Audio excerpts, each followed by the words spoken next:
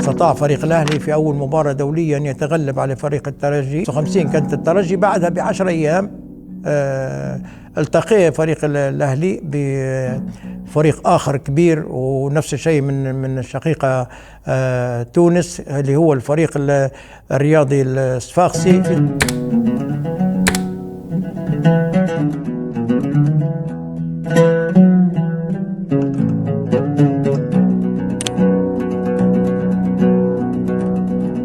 السلام عليكم، على بركة الله نلتقي كالعادة في حلقة جديدة من برنامج حكايات أهلاوية. أكيد أن في تاريخ الصرح الأهلاوي الكبير هناك أيام خالدة سواء في تاريخ النادي الأهلي أو في تاريخ الكرة الليبية. في المرة هذه حكاية ستكون على المباريات الأولى الودية الدولية اللي خاضها الأهلي، وربما نقولوا حاجة أن الجيل المؤسس، لأن كان في بعض اللاعبين أو الجيل الخمسينات ربما انفرد هو بكل الأولويات. هم أول من نلعب مباراة ودية، هم من نلعب مباراة رسمية، هم أول من نلعب نقولوا احنا مباراة ودية دولية، هم من أول داروا رحلة خارجية.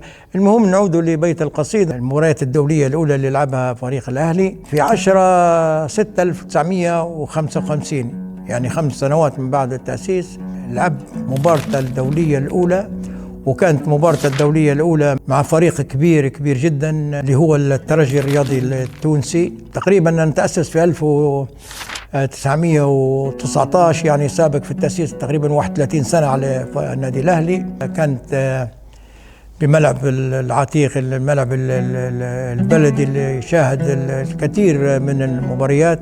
لما التقى الفريق الترجي والفريق الأهلي كان ربما أغلب الناس يعتقدوا أو يزموا حتى كل تأكيد أن الترجي هو من سيفوز نظرا لتاريخه الكبير، واللي أيضا يضم لاعبين كبار. لكن التوقع شكل واللي على أرض الواقع شكل آخر. استطاع فريق الأهلي في أول مباراة دولية أن يتغلب على فريق الترجي ب4 أهداف مقابل هدفين. الأهداف سجلها مصباح الميلودي اللي هو شهير بوني، والصديق البسكي، ومصطفى السويسي اللي هو شهير أيضا مصطفى الرقاعي. والهدف الرابع سجل علي يحيى المنصوري. شوف الناس اللي كانت تتوقع أن الأهلي ستلحق بهزيمة ثقيلة، لكن الأهلي استطاع الفوز في أول مباراة دولية يلعبها. بعدها تقريبا قلنا احنا في 10/6 تقريبا 55 كانت الترجي. بعدها ب10 أيام التقي فريق الأهلي بفريق آخر كبير ونفس الشيء من الشقيقة تونس اللي هو الفريق الرياضي الصفاقسي. في ذلك الوقت كان اسم النادي التونسي وتغير للرياضي الصفاقسي في سنة 1962. المهم نفس الشيء استطاع الأهلي أن يفوز على الفريق الرياضي النادي الرياضي الصفاقسي ب4 أهداف مقابل هدف. سجل الأهداف محمد وريت والصديق البسكي ومصباح وني ومصطفى الرقاعي. شوف مبارتين في ظرف 10 أيام الأهلي حقق فيهم تاريخ كبير وسطر اسمه بحروف من نور في سجلات سواء الكرة الليبية، وحتى نقول احنا في ذلك الوقت في الكرة العربية انك انت تنتصر على هذه الفرق في اول ظهور ليك دولي في مباريات ودية. نزيدوا باش تكمل حلقة المباريات هذه ان بعدها تقريبا بعامين في 57 نفس الشيء الأهلي تقابل في تقريبا 17/5 بالضبط 1957 مع فريق النادي الافريقي. وما دراك ما النادي الافريقي العريق بشعبيته الكبيره.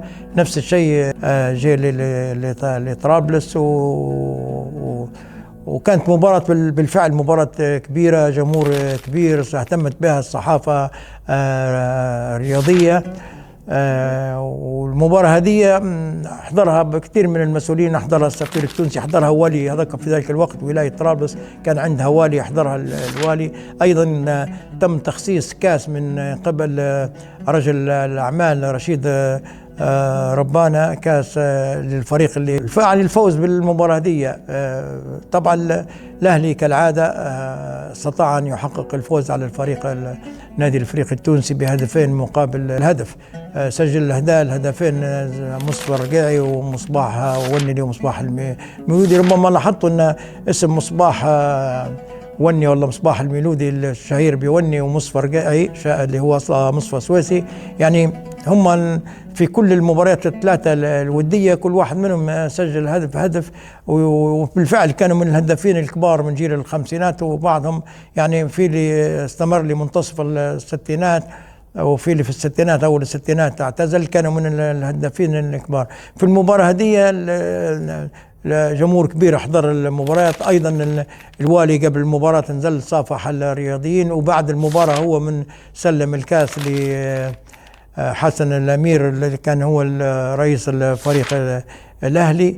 والهنية لابد أن نشير لشيء مهم جدا، يعني شوف كل المباريات هذه الودية مع الأندية التونسية كانت تتم وفق مراسلات، يعني كانت رغم انها نقول لك ما نقولوش عقود، لكن كانت اتفاقيات والله لما تشوفها وتقراها تلقاها اتفاقيات راقية وجميلة جدا. يعني والاتفاقية دي تتمثل عادة في مسألة التنقل والإقامة ومصروف الجيب. أيضا الجميل فيها أن نفس الشيء لما جاي الأفريقي هنا والأهلي بيمشي يلعب غادي، أو الترجي جاي والأهلي بيلعب غادي، نفس الشروط اللي تنطبق على الفريق الضيف اللي جه هنا تنطبق على الأهلي لما يمشي يلعب في تونس. والوثائق هذه الحمد لله يعني في رشيفي نملك منها الكثير، وديما كنت نعتز بها، لأن بالفعل توريك أن يعني شوف النظام من جيل الخمسينات والإدارة كيف تشتغل كلها وفق مراسلات. وكانت فيه في ذلك الوقت ما فيش لا نقولوا احنا وسائل الاتصالات، كانت اغرب حاجه البرقيات، وبرقيات كانت بين الناديين، حتى البرقيات ما زالت موجوده. ولازم ننوه ان في الخمسينات المباريات الوديه كانت كثيره يعني جدا ما بين الفرق الليبيه والفرق التونسيه والفرق حتى الاجنبيه للامانه، يعني استمرت لغايه الستينات. كان دائما لابد يكون في حفل شاي للفريق الضيف وتبادل الكلمات، يعني كانت غير مش مساله غير لعب كره قدم فقط، ولكن هي كانت ابعد من ذلك. إن شاء الله نكون الحكاية هذه اللي قدمناها لكم في الحلقة دي تترسخ في أذهان الأجيال المتعاقبة، حتى نذكرنا بها حتى الأجيال اللي ممكن تتذكرها نزيد ذكرناها بها. نلتقي في حكاية جديدة من حكايات الأهلي التي لن تنتهي أبدا. إلى ذلك الحين استودعكم الله، ونتمنى لكم كل خير، وإن شاء الله دائما أنتم طيبين.